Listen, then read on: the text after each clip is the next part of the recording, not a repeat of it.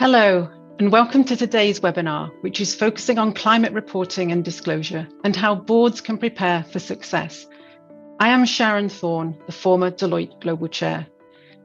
As more and more organisations acknowledge the need to transition to a net zero business model, investors expect board members not only to drive the adoption of a credible climate transition strategy, but also to provide clear evidence that its execution has been embedded effectively across all key management processes, including enterprise risk management, strategic planning, innovation, capital investment, and human capital. One critical lever is for management to be transparent and held accountable for delivering against the company's commitments in support of the climate transition. So it is truly exciting that a couple of weeks ago, reached a major milestone when the International Sustainability Standards Board issued its first two standards on general requirements and climate, an important step towards globally consistent and comparable climate and sustainability information. This webinar has been produced by the Climate Governance Initiative in collaboration with the World Economic Forum. It provides a platform for non-executive and independent directors to drive climate action from the boardroom, delivered through its network of chapters based around the world. And if you're not already a member of your local chapter, I recommend joining. Visit the Climate Governance Initiative website for more information. I'm now delighted to be joined by Richard Barker for a discussion about the latest ISSB standards, what actions boards need to be taking to best prepare for success. And I can't think of anyone better to have this conversation with. Richard was appointed a full-time member of the ISSB in June 2022. And before joining the ISSB, he served as Deputy Dean and Professor of Accounting at Saïd Business School at the University of Oxford. And in this capacity, he led Oxford Saïd's Sustainable Business Initiatives. He's published a wide range of academic research papers on accounting and sustainability disclosures. He's chaired the expert panel of Accounting for Sustainability and served as a member of several committees and bodies focused on corporate reporting in the UK and Europe, including the UK Reporting Council, the Financial Reporting Advisory Board, and the European Accounting Association's Accounting Standards Committee. So thank you so much for joining us today, Richard. To start things off, it'd be great to hear your general reflections on the new standards. Thank you, Sharon. It's very nice to be here. And as you say, this is a timely event because our standards have just been released. So a couple of weeks ago, S1 and S2 emerged into the world, and we went from being a standard setting body with no standards and just work in progress to having a real product, as it were. And things are visibly changing out there in the world now that people know that these things really exist. So I think it's worth just giving a bit of general context to start with, which is that the motivation for setting these standards in the first place, which is economic, right? So our focus is capital markets and investors and providing material information to investors. Sustainability is increasingly an important issue for investors. If you think ahead to a world in which the economy develops in a sustainable way, that is worth a lot more to everybody than a world that fails to develop in a sustainable way, right? You work backwards from that. It's very clear that transition planning and so on and getting to net zero is a critical part of being able to sustain economic activity. Now, in that regard, sustainability reporting complements financial accounting very well. You know, for us, sustainability reporting is not a standalone separate CSR reporting exercise. It's a part of corporate financial reporting. And because financial accounting, which is what the other side of our house does, the International Accounting Standards Board does financial accounting, and we do sustainability reporting, because accounting is a record of business as usual, if you like. It's a record of what business has achieved in the past. It's a record of how profit was made in last year, the year before that, in a predominantly fossil fuel economy, as opposed to an estimation of how profit will be made in the future in a transitioned economy. There is a limited amount of information you can get about the future from financial reporting, right? So in a sense, the traditional model of why financial accounting is important is that last year's profit is a good measure, a good guide to future profit. And as an analyst, you take last year's profit and you project it, and away you go. You've got a valuation. So the world is changing, and sustainability-related disclosures now complement financial accounting disclosures in providing material information to investors. Just a couple more things to say in that context. One is that we see what we're doing as being critical to investor dialogue, so of mutual interest to investors and to companies. If you're an investor, you want to understand your risks and opportunities in making the investment. And to do that, you need to understand sustainability exposures in one form or another. If you're a company and you want to raise finance, increasingly, you need to demonstrate that you have a credible sustainability transition plan in order to be able to do that. So, imagine a company trying to raise finance from its investors and not being willing to disclose its profit. They wouldn't get very far, right? And the same is true increasingly of sustainability disclosure. I would say also that two more things just briefly. One thing is we are global, right? And sustainability reporting done well inherently is global. If you're reporting on a company's supply chain and its value chain in its entirety, then you're picking up disclosures from organizations all over the globe. And you need to have a standard basis on which to do that, or else it doesn't matter. It doesn't make sense. The other thing to say is that we are developing in a way which we're trying as hard as we can to make it in tandem with the market. So to make it implementable by market participants, to build on initiatives such as TCFD, so that we're building on existing market practice rather than trying to introduce some sort of big bang overnight. So that's enough by way of introduction, Sharon, I think. Oh, that's really helpful. Great context. Thank you so much, Richard. So you referenced TCFD. Many companies report on climate using the TCFD recommendations, and you referenced that your standards are building on TCFD. Yeah. So, how should companies think about evolving their current approach and disclosures to get themselves ready to adopt the ISSB standards? Yeah. So TCFD is incredibly important to us. TCFD was a very successful initiative. The idea that it was by the market, for the market, really got traction. And so we have designed the structure of our reporting requirements, both in S1 and S2, are explicitly around TCFD. So the structure of our reporting is governance, strategy, risk management, targets and metrics. And so the logic, the way of thinking that's built into TCFD is baked into ISSB. So, and that's been a message that's played very well. So we've been saying that from the beginning, almost without exception, in settings like this, in conference settings, in meetings, or whatever else. Going down that route has been very welcome.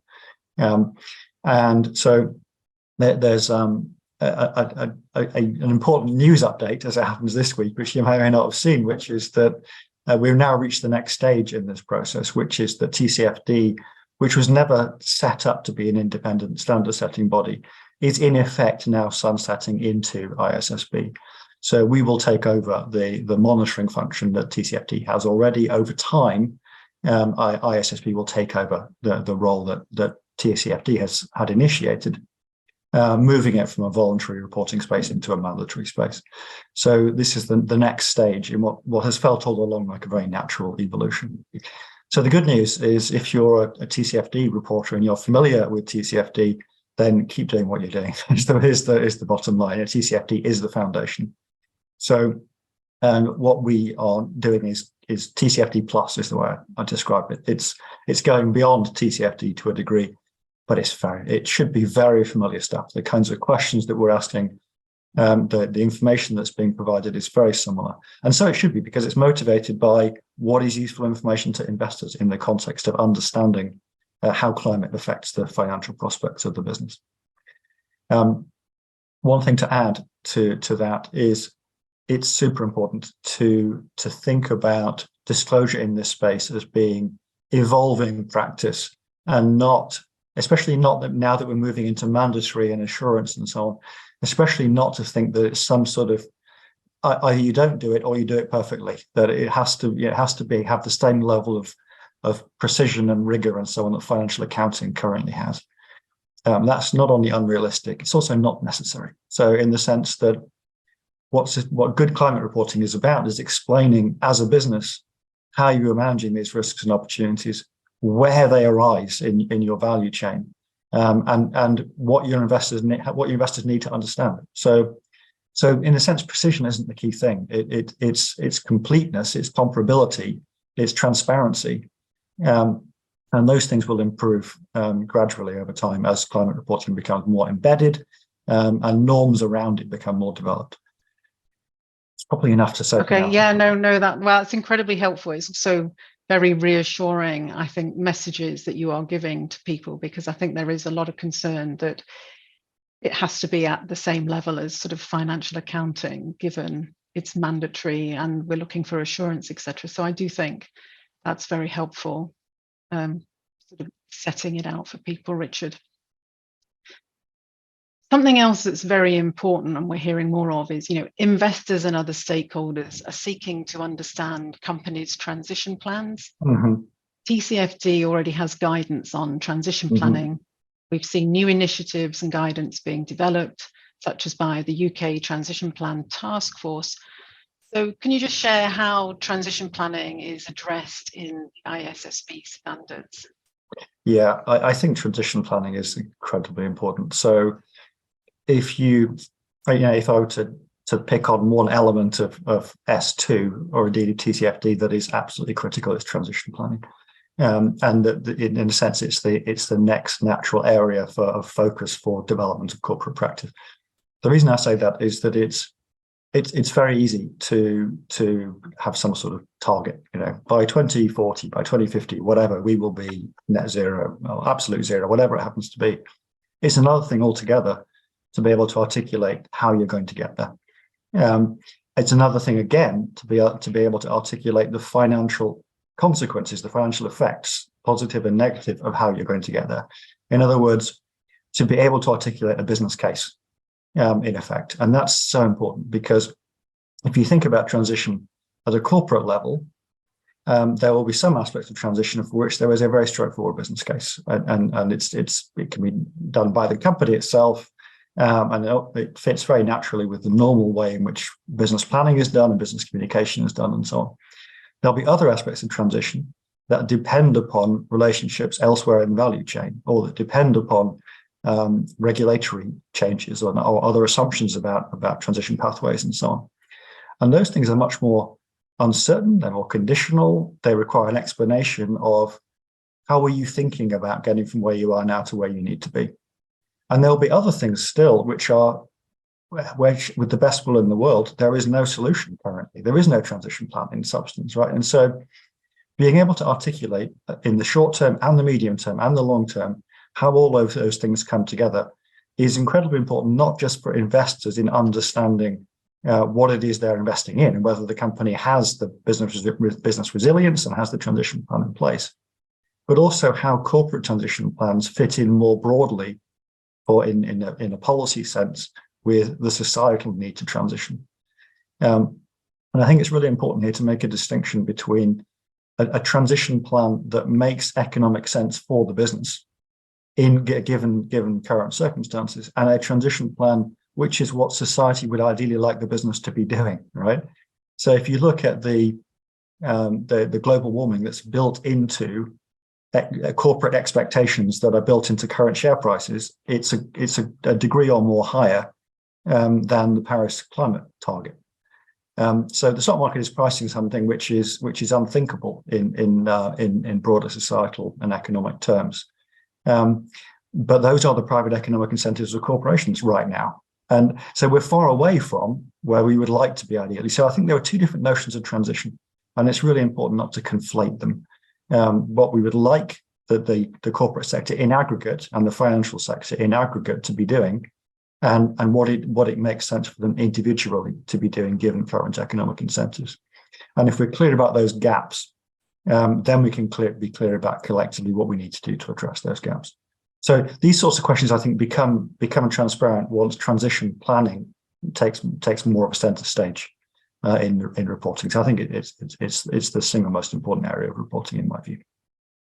Yeah, no, absolutely agree. And I was at an excellent event organised by Chapter Zero in the UK a couple of weeks ago, where they were talking about the transition task force, transition plan task force, and one of the CEOs there was talking about the importance of the board getting really engaged in this, and that when the board realised that this was going to be published publicly, absolutely, they really rolled their sleeves up and challenged management much more, because their name was going to be on it. Absolutely. And I think a transition plan in that sense is not just, in the same way that financial accounting is a sort of representation of, it's an external communication of what's already known inside the business, as it were. Transition planning is a vehicle for making decisions differently within the business, and which is what you've just been describing. And I think that it's in itself an important part of the process. Yeah, no, thank you. So what about other issues that are related to climate, such as nature, the use of land and water, forestation, social matters such as achieving a just transition? How is the ISSB intending to address them, and how are you working with TCFD? So no shortage of big picture issues there, has to be said. Formally, the answer to that question is that we've just issued an agenda consultation. So we had a mandate to do climate first, which makes a whole load of sense. We've issued the climate standard. We will do more work on climate in the next few months. And we've also issued the agenda consultation, which is basically an open question to say, look, what should we do next? And how should we think about what we do next? So we don't yet have a formal answer on what comes next. One thing to say in this context is that the way we operate, and the way we will operate, is not just sort of thematic, climate, water, forest, social.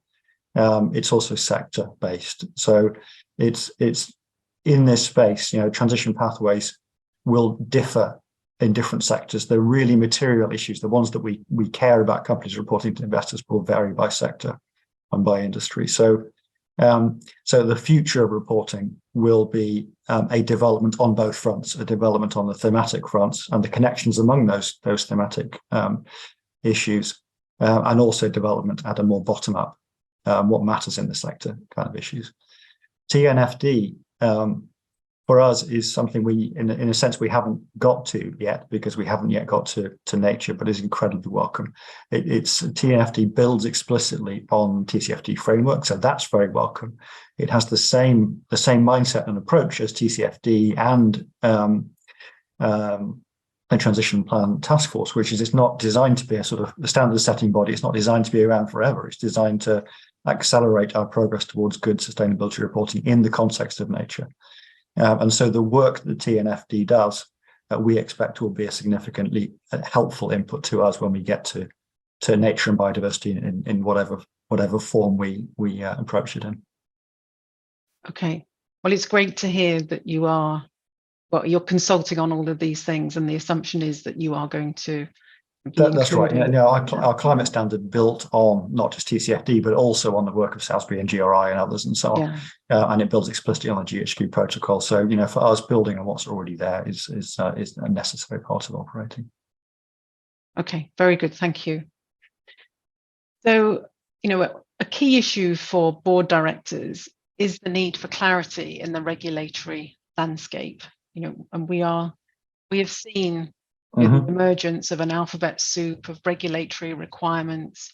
We're seeing reporting requirements being introduced in many jurisdictions. So, as you know, the EU is moving ahead. A lot of regulation supporting the objectives of the Green Deal, including European sustainability reporting standards, and the US. In the US, we've got the SEC developing a climate rule. So how can companies make sense of all of this? And again, where does the ISSB fit in? Yeah, good question. So I think anybody individually would say, or institutionally would say, it makes absolute sense to have one standard. The logic of this is compelling. That doesn't mean that everyone agrees on what the approach should be to that one standard, right? And so that, in a sense, that's what lies behind the alphabet soup. So first thing to say is there has been significant consolidation already. So the TCFD announcement is the most recent significant move in that direction. SASB, the Sustainability Accounting Standards Board, and the Integrated Reporting and CDSB have all been merged within ISSB. So ISSB itself is already a consolidating exercise. And of course, being a part of the IFRS Foundation, we have the same materiality, the same foundations, the same due process and so on as existing financial reporting. So there's quite a bit of consolidation going on. We have something called the Jurisdictional Working Group, which is a working group of US, China, Japan, UK, and in the EU. And we meet once a month before each of our board meetings to try and stay on the same page as much as we can. And those are, if you can get those jurisdictions on the same page, it's relatively straightforward to get the rest of the planet on the same page. So there is work in this space. You mentioned the US SEC. The SEC has essentially the same materiality lens that IFRS has. And the climate disclosure rule, of course, is just climate. It's not sustainability more broadly. There's every reason to expect that whatever the SEC comes out with will be entirely consistent with TCFD and with S2. So I think on the SEC front, I think we're in pretty good shape. On ESRS, that it's less perfect, it has to be said. We have a number of ESRS standards that will come out very soon. They'll be mandatory within Europe. On one of those standards, there is direct overlap with ISSB. In other respects, there isn't. So on the other 11 standards, we don't yet have a standard, so there's no interoperability problem in that sense. They also, the European ESRS standards don't have sector-based standards, whereas we have the SASB standards that can be referred to. So there's an awful lot of standard setting yet to be done at the sector level in Europe and at the thematic level with the ISSB. But the interoperability question is at the climate level. Now, the process that happened was there were two standards that were written, a European standard and an international standard, and then we compared notes to see how the standards looked alongside each other. That's a terrible way to set standards. And so, and hopefully we won't do that again. What we've done, and very constructively with the European team, is sat down and gone through the standards word by word to figure out what interoperability means. So if you're a preparer, we will issue guidance which will say, if you do, let's say if you do S2, then here's what you need to do in addition in order to also satisfy the requirements of ESRS E1. So we're going to do as much as we can to make interoperability straightforward. But this isn't the way to set standards. And so there will need to be some sort of more fundamental change in due course. But there's a lot of change happening quickly in this space. And I think what's welcome from a European perspective, welcome for all of us in terms of what Europe is doing, is they're pushing ahead very quickly in terms of legislation. And so there is a kind of, there was a political sort of power behind making progress, as it were. You're never going to get that right first time, and there will be a process of change. But at least there's movement, which is a good thing. Yeah, no, I agree. And you sort of think about what you've achieved on the ISSB as well, the speed that you've moved at. It's been fantastic to provide standards to people. Yeah, and you're right. Sorry, go ahead, Richard. Sorry, I don't want to interrupt you, but I think that's been possible because especially S2 has built not just TCFD, but on a substantial body of work that's already been done, TCFD and the GHG protocol in particular. Yeah, and the interoperability, the guidelines that you're talking about, I think will be incredibly helpful. I think so. And one more thing to just say on that is, our focus, as I've described, is on investors and capital markets. The major standard setter globally is GRI, and GRI's focus is on impact reporting. So there's a different materiality lens which makes GRI and ISSB compatible with one another. So the focus of GRI reporting is dear stakeholder, how are you affected by the business? The focus of our reporting is dear investor, how is climate affecting your investment? So they're asking different questions, and there's an overlap of the information to satisfy both reporting requirements, but they are distinct from one another. which is separate from issues like if you had SASB and ISSB in the same market at the same time, then you'd have the same objective being met by two different organizations. That wouldn't make sense.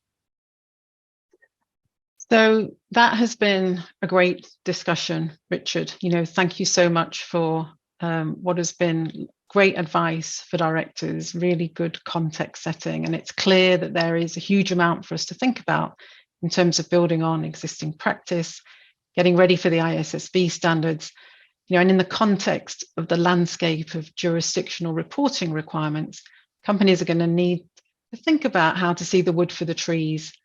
In other words, focus on decision useful information while meeting their reporting obligations. Yeah, and in that sense, the fundamental issue is communicate to your investors things that they want to know, things that are material to them about the financial prospects of your business. In other words, the kind of things that you're discussing as a board. It's that simple at heart, actually, I think. Fantastic. Well, huge thank you again for joining us. As I said at the start, you are the best person that we could have had to have this conversation. That's very kind, thank you. And really appreciate you going through all of that so clearly for us. Thank you.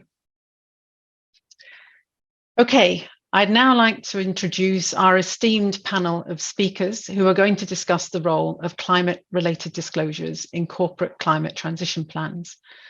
Barbara Duganier is a board member at Arcadis, Patent Energy, McDermott International, MRC Global, and Texas Pacific Land Corporation, among others, and previously served in executive positions at Arthur Andersen and Accenture, and she's based in the US.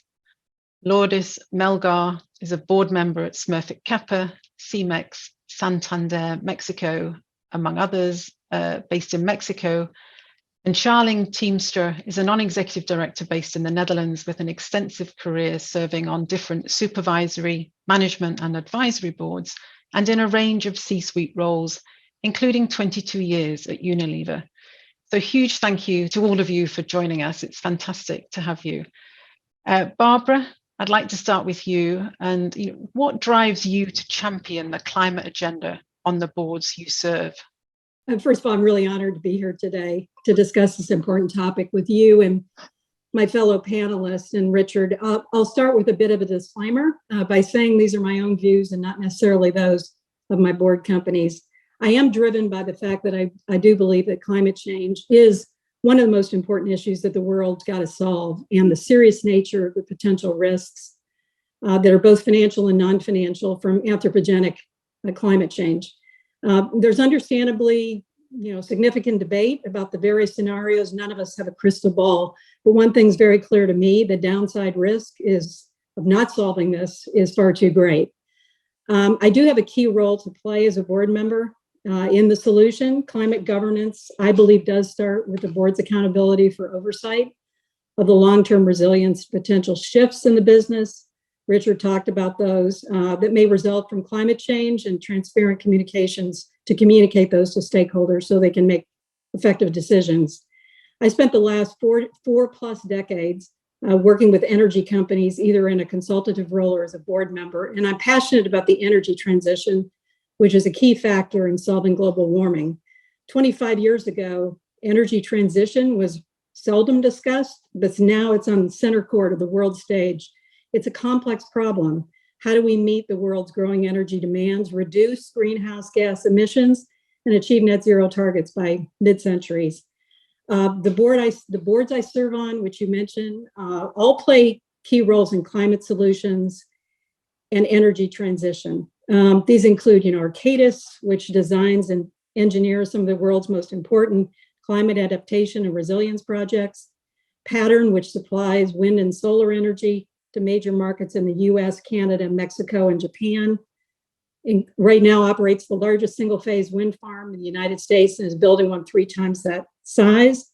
MRC Global, which provides products and services to biofuels, hydrogen, CCUS, hydroelectric. I'm sure I forgot some in terms of storage projects, obviously across the world.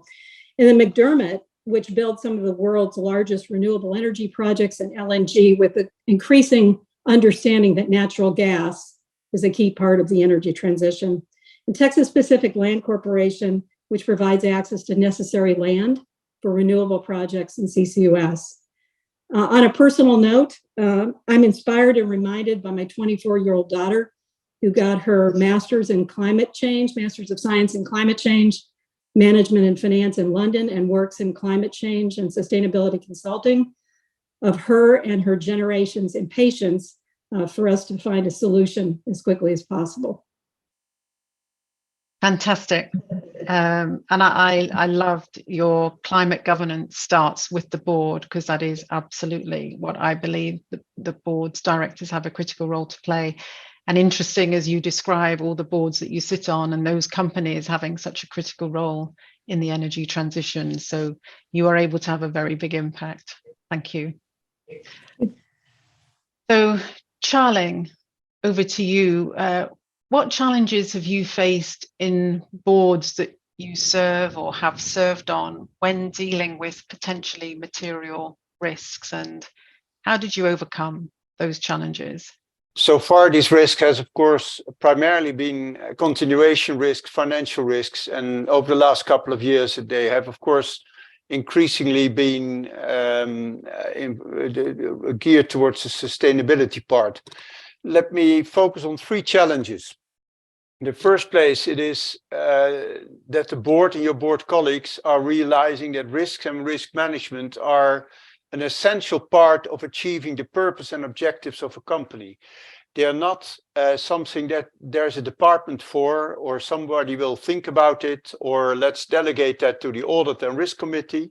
No, it's really an integrated part of achieving your purpose as a company, and therefore your oversight role as a board. The second challenge I like to address is the issue of the psychological biases and mental limitations that people and board members are people like everybody else have as a human being.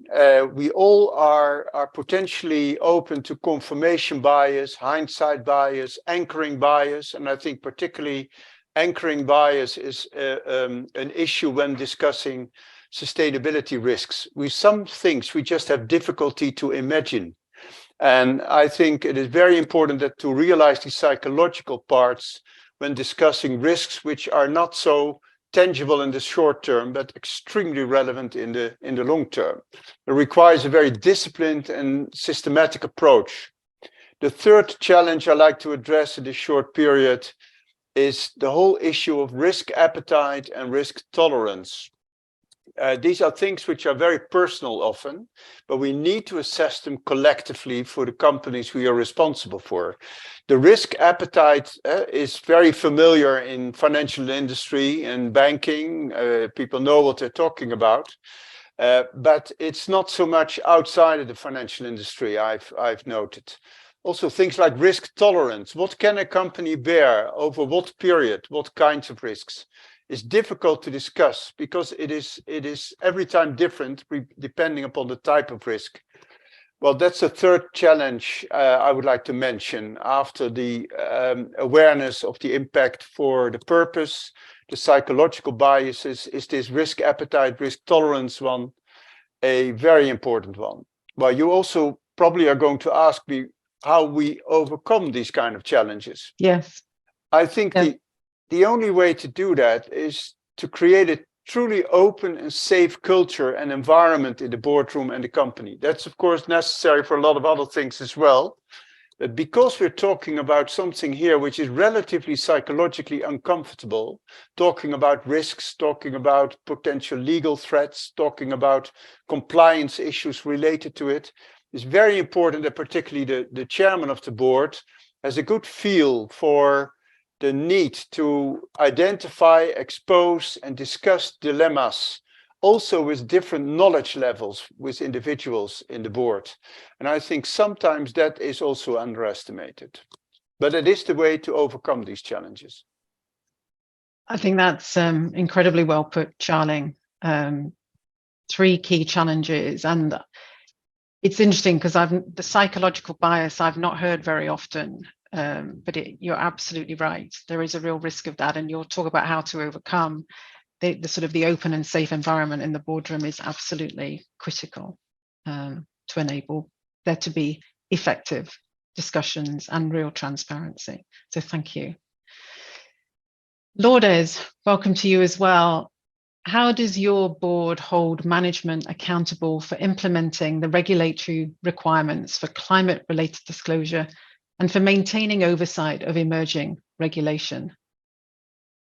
First of all, good afternoon, good day, everyone. Thank you for the invitation.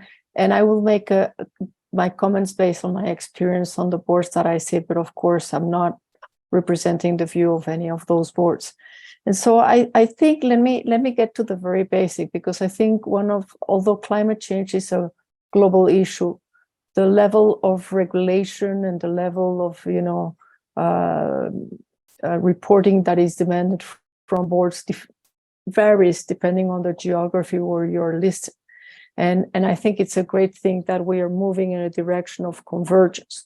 But I would say that the first thing we need to ensure that we are complying with the regulation is to have good climate governance at the board level. And this, as the 8 principles that were issued by the WEF in 2019 start, is by understanding that we have as board members accountability. And I think this has been one of the things that I have seen evolving over time. There have been board members who have thought that, well, this is not really an issue that should be discussed at the board level. But most companies nowadays, they understand that we do have a fiduciary responsibility. And that goes with the second point, which is that we need to make sure that we have subject command of the, that we command the subject, that we understand the subject. And I think here is where it gets really interesting in terms of how boards are structured and who gets into the board nowadays, because you have a lot of people who have had a lot of, very senior people who have a lot of very valuable experience, especially from a business perspective, but they do not necessarily have knowledge about climate and about climate, not just about climate change, but about what to do about it, how to design or assess a transition plan, etc. And so here I think that the whole responsibility of learning about it is very, very important. So making sure that at the board level, we have the knowledge base that we need to be able to do what is, our job is very important. But then we also need to have management be accountable for it. And that means that management also needs to get the right training. We need to hire the people who have that knowledge. In some cases, I think it's very useful to have a chief sustainability officer to get all the support that we can get from advisors in terms of understanding how things are evolving, because they're evolving very rapidly. And this is also a key thing. And in that sense, I think making sure that we have full commitment to the strategy of, or the oversight of the strategy, and that we are linking the definition of KPIs to things that are actually doable, and that they are linked to how we are incentivizing management becomes very important. So it's a global thing that we need to take into account. Excellent points, Lourdes. Thank you. And really good that you reference the World Economic Forum's 8 principles for good climate governance, which it's always good for people to go back to and have a look at. But your point about boards, absolutely having to take responsibility and accountability and having understanding, and therefore thinking about who is in your boardroom, is a really good point. And the support you get, but also making sure that the executive team know what they're doing as well and have the right support. So Charling, back to you. How effective do you think developments in climate-related disclosure will be in driving climate action? Yeah, well, the first is a very pragmatic conclusion. That is, what you measure will improve. That's one of the conclusions of scientific measurement. And I think that is true. The focus alone will already lead to improvements. But the second is what I have noted over the last couple of years in companies which were pretty well advanced in these matters, that the focus is on measuring and reporting the climate-related status quo. And that is not so much, as the first speaker already said, sustainability reporting is very much towards the future. And I often see that there's, and that links back to the point Lourdes was just making on the KPIs, measuring the climate-related status quo does not necessarily translate into targets and actual changes in policies and strategies. And that's a key thing for the board to discuss that. It's not unwill. It is often difficult to translate that into certain targets because of all the uncertainties around it. The third thing I like to mention is that it then can help in your effectiveness to focus on the two elements of the double materiality issue. We all know the double materiality issue. What is the impact of climate change on our company? And what is our impact as a company on the climate change in general? And both are important in our reporting, but they have different consequences for our influence. The impact is then, of course, currently translated often in scope 1, 2, and 3. They have different kind of measures and a different kind of ability to actually influence the outcome that we get from these measures. And I think as a board, you need to be clear about this framework in your discussion with the executives, because it becomes very difficult to allocate implementation responsibilities if you don't make that distinction between the level you can implement, the level you cannot influence, or whether we're talking about the status quo, or whether we're talking about what we try to achieve in the future. And what you measure will improve. I think that's absolutely right. And linking back to what Lourdes said about incentivization and monitoring those, I think is something that's very important. Barbara, how do you ensure the board is equipped to provide oversight of the climate disclosure landscape and your organization's capacity to align with mandatory and voluntary standards? You know, how can you ensure you focus on decision useful information and telling your story in reporting in the context of increasing regulatory reporting requirements and compliance? Yeah, I'll start by saying I think there's some great points that have been made, and I'll make some of those, but make some others as well. I do think that the full board needs to have this robust awareness, and the point made about culture is really, really true about bringing everybody to the same point.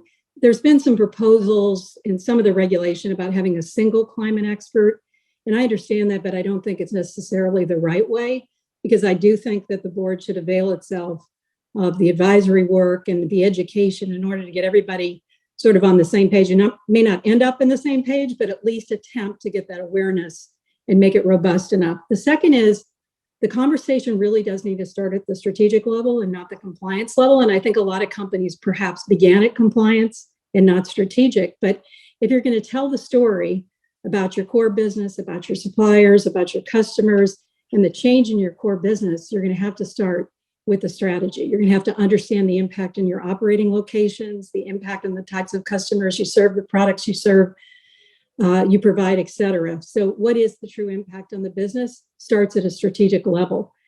The third is the board's really got to have time. There's so many issues out there right now that the board has to deal with. And there was a mention of short versus long term. Long term is where boards struggle, I think, the most, which is finding the time with all the things that are short term to get to the long term. And this is really important because obviously it has to be dealt with in time. And there's an evolution that has to occur that takes time. And then I think, Lourdes made the point about accountability and in management and at the board. So I'm not going to make that. But I think it's also important that the board understands if the company has the right people, processes, and technology deployed to the sustainability issues and disclosures, and obviously the strategic elements that I talked about. On telling the story, CSR reports were mentioned. Those are often long and salesy, can be. The compliance are short. They're meeting things that are required by compliance standards. The board has to get the story from management in terms of what's the core of the story? How does it impact our business?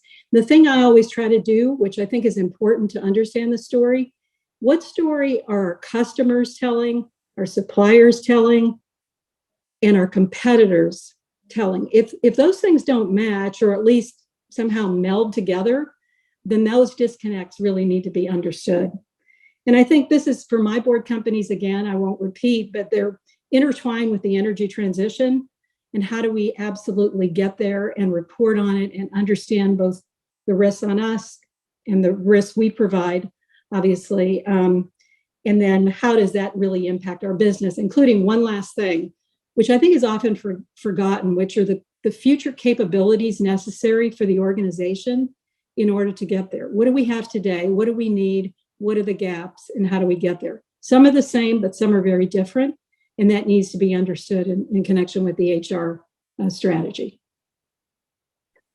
Many excellent points, Barbara. Thank you so much for sharing those. And I think your point that it has to be, absolutely at the strategic level is a really critical one. Well, they were all really important, but your point as well about the telling the story and some of these things are long and salesy. That is not acceptable.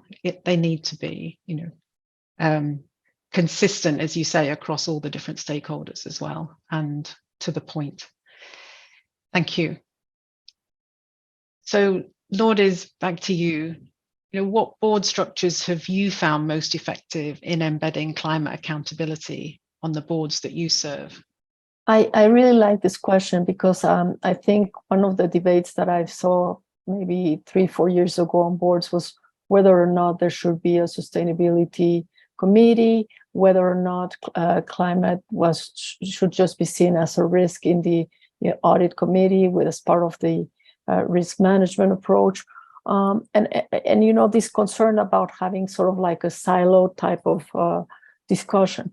And what I found that is really effective is to have a sustainability committee that really allows for putting the time into the subject, really concentrating in this like medium long-term approach, defining targets, overseeing them, getting the experts. I mean, this is a very dynamic process, and you need not just people who know how the regulation is evolving, but the science of measuring it when you're trying to define CO2 reduction in certain manufacturing processes. I mean, you need a lot of knowledge and technology there. And so I think it's good to have that. But you also need to have this ongoing conversation with the audit committee, and because of all the risk and all the financial parts that are related to this. I think one of the important things about the climate challenge is that it's not just a matter of risk, it's a matter of opportunity. And so I fully agree that we need to bring it up to the strategic level. And this is why this conversation, even if you have it in the committees, it has to go up to the board at the strategic level. And of course, this gets us to a big discussion about the whole issue of reporting and whether or not in the end you do a joint reporting or separate reporting. And I know we're going to talk about that a little bit later on. But I think the other thing that I found very important in terms of being efficient is what type of management organization you get. And what I've seen is that over the past few years, appointing somebody who is like a chief sustainability officer who comes, the best experience I've seen is people who come from the company, who know the operations, who understand the finance, who understand the business from that side, but who are also knowledgeable. They've got the training to understand how to assess this and how to address this on the climate side of things is very, very useful.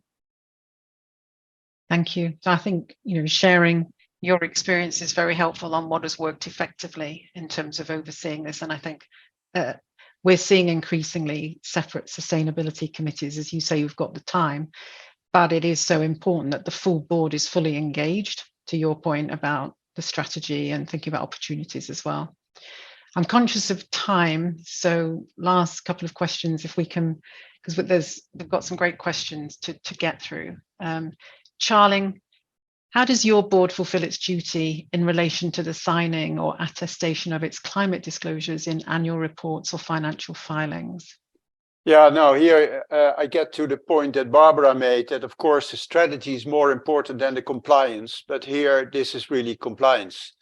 And I can only say that as I'm a chartered accountant by background and often in the audit committee, it's hardcore compliance. And that means that you have to rely on the internal control. You have to rely on all the procedures that you have in place to make sure that you're timely, correct, and complete in your reporting, whether it's financial or non-financial. And you just need to be sure as a board that your system of internal control is actually geared up to the legislation. And I also would like to add here that with all the legislation and regulation, etc., this becomes the risk of checking the box. And let's just move away then from a board, our desire to look at this as a strategic issue where we can contribute to the world. But when it comes to attestation and signing off, we need to look at the hardcore requirements from the law. And it's becoming an increasingly important point also because, as we all know, there are people who would like to go the liability and legislation route on this towards boards. So therefore, it's a very important question with a very dull answer. This is as usual as to internal control. No, thank you so much, Charlie. I mean, you are absolutely right. But your point as well about the risk of it becoming a box checking exercise is a really good one, and it mustn't be. It's critical that this is taken very seriously and that you ensure the internal controls are very strong. So, Lourdes, how do you see investor expectations changing with regard to climate-related disclosure requirements, and are transition plans increasingly a focus? The short answer is yes. These expectations of investors are growing, and I think Richard made a very clear case about how transition planning is becoming sort of like the central part of what investors are looking at. And I think what is important here is that there is this legal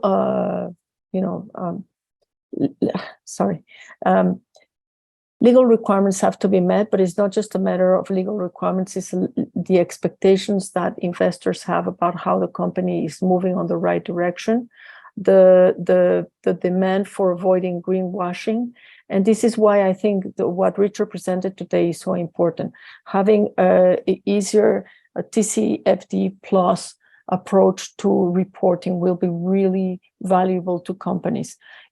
In two of the companies that I sit in, one does integral reporting, and they've been doing that for a few years. They work in different geographies in Europe and in the Americas and in Asia, and of course they have to comply with the European regulation, and they have to comply with the SEC regulation, and that is important because for investors, it gives them a sense of what the company is actually doing, but also not just in terms of risk. And let me just take 1 minute to say this.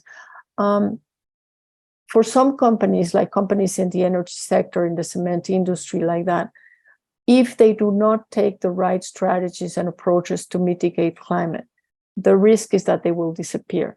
So what it has become very interesting is to see these companies taking on the challenge and the opportunity to transform their business model, to find new products, to see new opportunities, and to make sure that they are actually reducing their emissions. And I think this is something that is really important to investors, and that they're really looking closely to see if they are actually doing what they're saying. Yeah, I couldn't agree more. And that is a critical role of the board to ensure that companies are doing what they're saying. So thank you for making that point. Now, unfortunately, we are about to run out of time. And so, Barbara, my final question to you, which was about the approach to climate-related disclosure, how it's changed, how do you anticipate it will change in the coming years to enhance sustainability reporting, systems and processes to meet ISSB and jurisdictional requirements. If you can answer it like in a minute, that would be amazing. Whistle stop. So I think the climate-related disclosures kind of snuck up on a lot of companies, and they didn't put the rigor and the discipline and everything that we typically put into financial and non-financial targets. I'm seeing that change. Obviously, high-profile greenwashing and reputational issues with companies has gotten the attention of companies. It really has to be serious. If there's a target, there has to be a plan. There has to be controls around it. I think the people, process, and technology, I see a lot more companies really focused on that now. It's not just, Lourdes mentioned, it's not just in sustainability, it's across the company. Are we dedicating the right minds to this?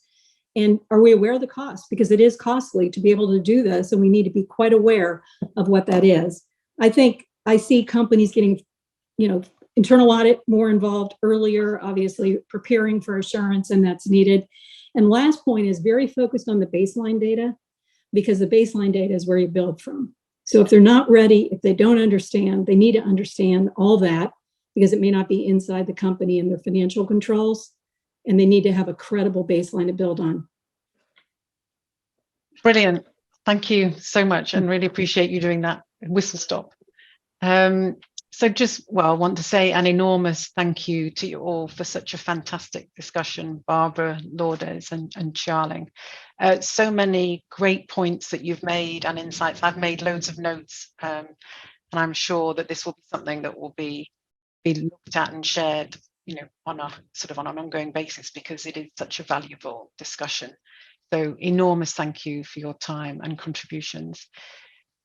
Finally, I'd like to highlight that the Climate Governance Initiative recently published an update to its briefing, Navigating the Climate Disclosure Landscape for Board Directors, which picks up on some of the themes covered in today's webinar. And a link to this briefing will be shared with all registrants to today's webinar. It's a great summary, provides lots of links through to helpful information, so I would highly recommend it.